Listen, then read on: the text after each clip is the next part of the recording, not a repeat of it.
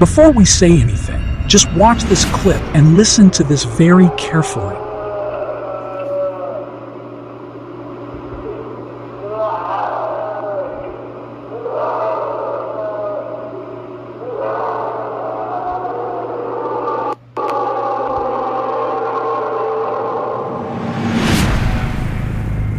Dreadful noise from the Euphrates River, and something terrible is about to happen. After watching clips like these, most people on the internet thinks that these terrifying sounds are the sound of angels. But is it true? After watching this video, you will get the exact idea of what is going on with the Euphrates River. Release the 4 angels who are bound at the great river Euphrates. Revelation 9:14b16 says, 15 and the 4 angels who had been prepared for the hour and day and month and year were released so that they would kill 1/3 of mankind.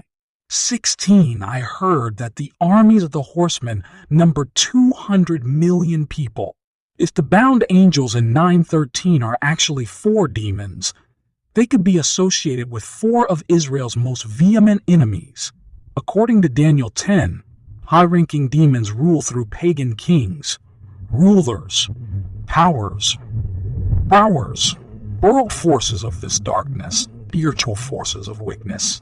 In the heaven, 8, 6, 12, Daniel refers to the prince of Persia and of Greece, 10:20, as well as Michael, your prince, 10:21, spirit beings who work behind the scenes through the rulers of a nation, 28:1-12.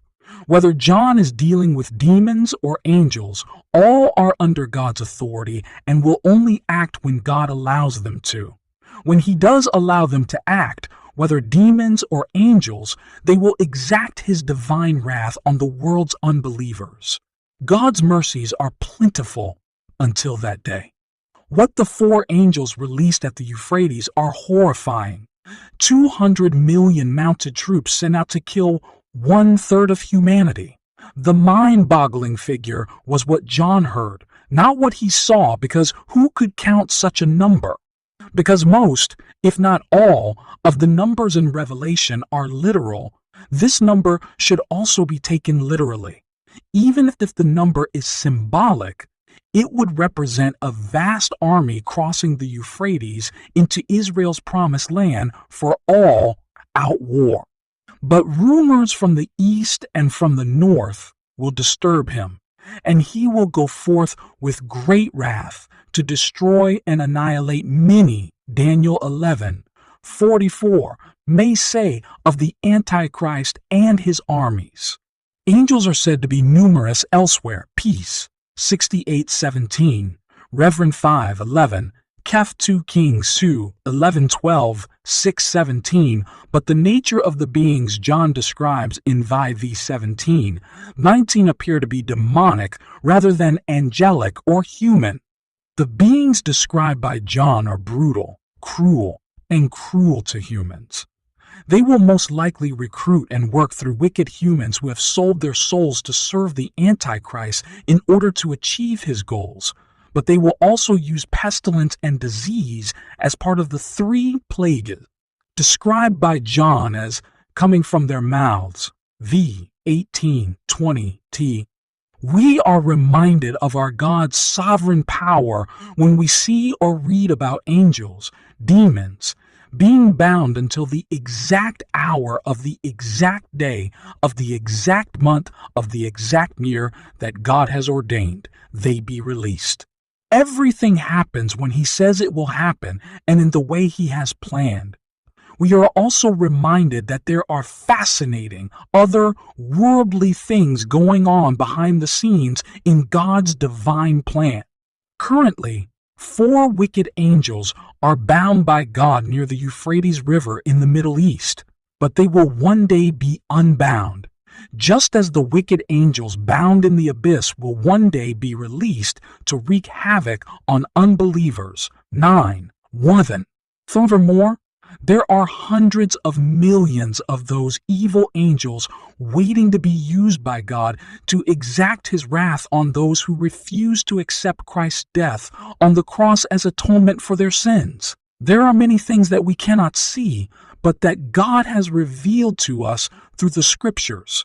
Yes, there are many things to be fascinated by in the book of Revelation, one of which is the behind.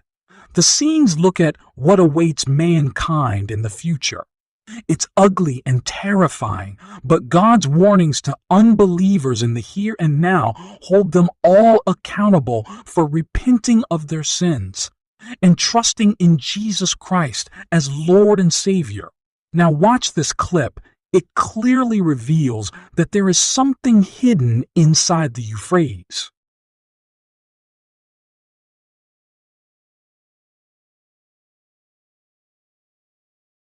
The Euphrates, one of Western Asia's longest and most historically significant rivers, has dried up, threatening the various lives of the ancients. This drying up is not just a biblical prophecy. It has come to pass in these times. Many ancient discoveries that have shocked the world have emerged alongside its drying up. A recent video depicts a man demonstrating a significant drop in the water level of the Euphrates River. Only in the last few years had the river almost completely dried up. Furthermore, the man demonstrated an ancient tunnel leading to the underground with a very perfect building structure, as well as stairs that are neatly arranged and are still intact to this day. Who has built all of this? Some believe that this is an ancient people's relic that has been preserved to this day. However, locals believe that the tunnel leads to the prison where the angels are imprisoned. According to Revelation 9:13-19, then the sixth angel blew his trumpet, and I heard a voice from the four horns of the golden altar before God, saying to the sixth angel who had the trumpet, "Release the four angels who are bound at the great river Euphrates." I heard that the number of mountain troops was twice 10,000 times 10,000. And this is how I saw the horses and those who rode them in my vision. They wore breastplates of fire, sapphire safes, and sulfur, and the horses' heads were like lions' heads, with fire, smoke, and sulfur coming out of their mouths. A third of humanity was killed by the fire, smoke, and sulfur that came out of their mouths during these three plagues. For the horses' power is in their mouths and tails, for their tails are like serpents with heads, and they wound with them.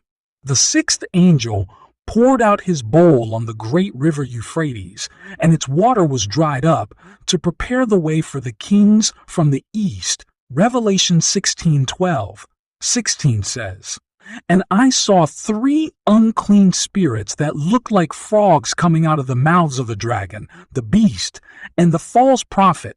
They are demonic spirits who perform signs and travel throughout the world to gather the kings of the world for battle on the great day of God the Almighty. And they gathered them at Armageddon, as it is known in Hebrew. I sincerely hope that these sturdy structures, built with impressive craftsmanship, are thoroughly investigated, revealing previously unknown historical information and knowledge to us. Is it possible that more discoveries will be made in rivers and oceans around the world? According to Wikipedia, this tunnel is known as the legendary Euphrates Tunnel, and it was allegedly built between 2180 and 2180 and 2060 BC under the Euphrates River to connect the two halves of Babylon in Mesopotamia. According to Wikipedia, the existence of the Euphrates Tunnel has not been confirmed. I suppose we now have confirmation. The tunnel was built and used by Queen Semiramis in 50 BC. According to Diodorus's Bibliotheca Historica, Book II-1, after all these in a low ground in Babylon, she sunk a place for a pond, 4 square, airy square, being 300 furlongs in length, lined with brick, and cemented with brimstone, and the whole 5 and 30 feet in depth. Into this having first turned the river, this vault's walls were 20 bricks thick, 12 feet high beside and above the arches, and 15 feet wide. After completing this piece of work in 260 days, the river was returned to its original channel, allowing Semiramis to travel from one palace to the other without crossing the river. She also built 2 brazen gates at either end of the vault, which lasted until the Persian Empire. In the life of Apollonius of Tyana, Philostrates d.